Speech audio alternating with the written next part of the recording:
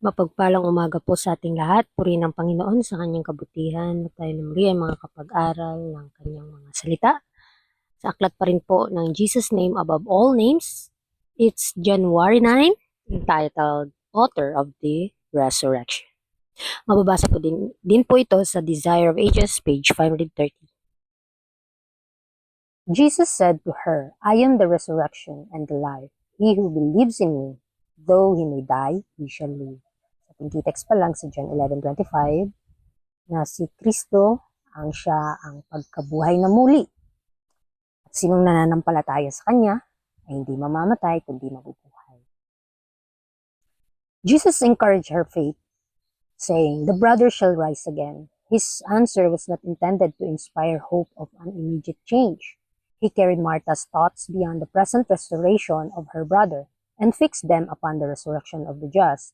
This he did that she might see in the resurrection of Lazarus a pledge of the resurrection of all the righteous dead, and an assurance that it would be accomplished by the Savior's power. So dito, pinapalakas po ni Kristo ang pananampalataya ni Marta na nang sabihin ni Kristo na ang kapatid ni Marta ay muling mabubuhay. Kaya ang sagot niya ay hindi upang magbigay ng pag-asa. Ang sagot na ito ay hindi upang magbigay ng pag-asa sa agarang pagbabago o sa biglaang pagkabuhay ni Lazaro sa sandaling iyon.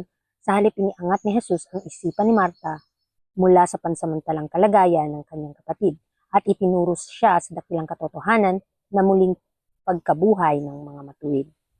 So yun nilalarawan dito ng Panginoon na kung ikaw ay mananampalataya at kung ikaw nabubuhay sa mundong ito nang may pagtitiwala sa Kanya,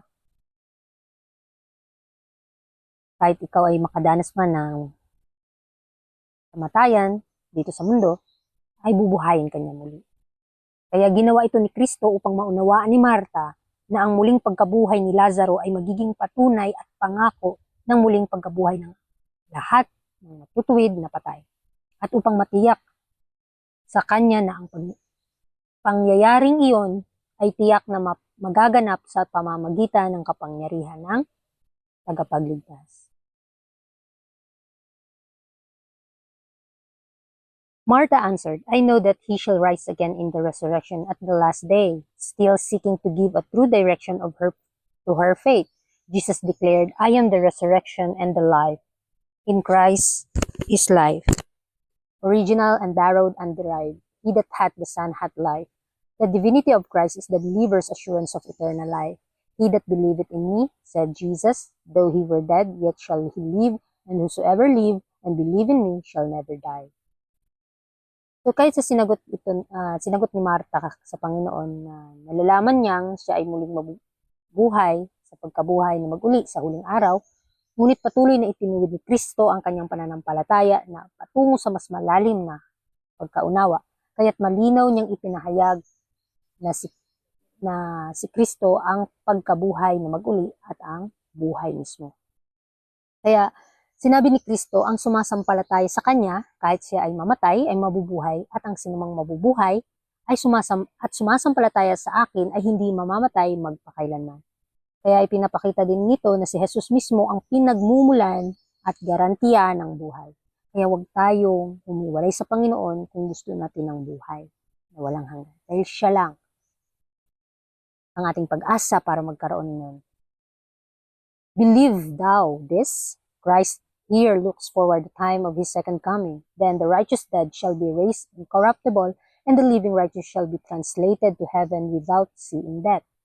The miracle which Christ was about to perform in raising Lazarus from the dead would represent the resurrection of all the righteous dead.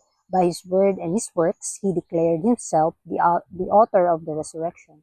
He who himself was soon to die upon the cross stood with the keys of death, a conqueror of the grave, and asserted his right and power to give eternal life. Kaya kailangang maniwala tayo dito. Kaya nga tinatanong sa atin ng Panginoon, naniniwala ba tayo dito?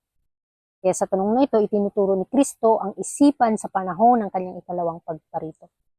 Sa panahong iyon, ang mga matuwid na patay ay bubuhayin muli na hindi na nasisira. At ang mga matuwid na nabubuhay ay babaguhin at dadalhin sa langit nang hindi nadadaan sa kamatayan. Napakaganda mga kapatid na isipin na ikaw ay naging tapat sa paglilingkod sa Panginoon sa maliliit na bagay.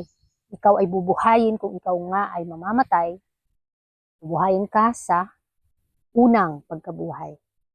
Kaya itong miracle ni Christ, ang muling pagkabuhay ni kay Lazaro ay larawan at sagisag na muling pagkabuhay ng lahat ng matuwid na patay. Bagamat siya ay malapit ng mamatay sa cross, si Kristo ay nakatayo na taglay ang mga susi ng kamatayan bilang mananagumpay laban sa libingan.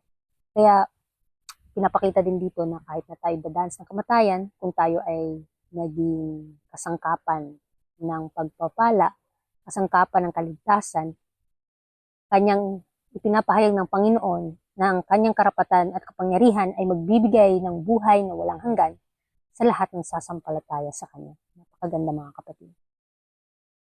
To the Savior's words, "Believest thou?" Martha responded, "Yea, Lord, I believe that thou art the Christ, the Son of God, which should come into the world." She did not comprehend in all their significance the words spoken by Christ, but she confessed her faith in his divinity and her confidence that he was able to perform whatever it pleased him to do.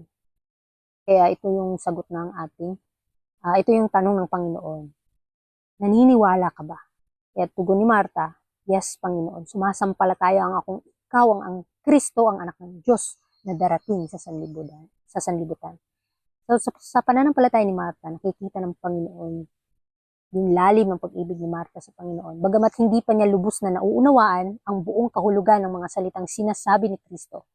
So, ipinahayag niya ang kanyang pananampalataya sa pagka-Diyos ni Jesus at ang kanyang matibay na pagtitiwala na si Kristo ay may kakayahang gawin ang anumang kanyang naisin.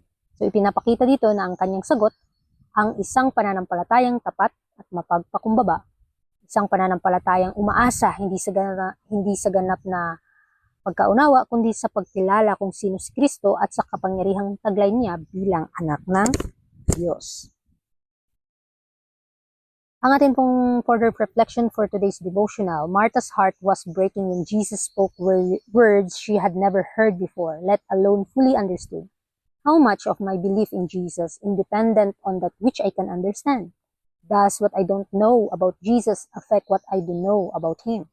So ito yung katanungan sa atin. Gaano natin kinikilala ang Panginoon? Gaano natin siya ipinapahayag sa ating buhay? Meron ba tayong hindi nauunawaan, hindi maintindihan? Kaya nga minsan maraming nag-aangkin na kilala ang Panginoon pero hindi naman ipinapakita sa buhay yung karakter niya.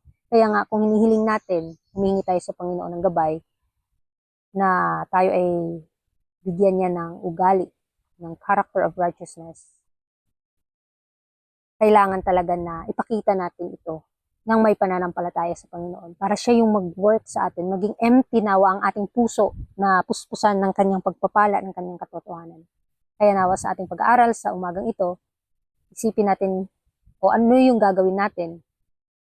O tandaan natin si Kristo yung gumagawa para sa atin at wala nang iba.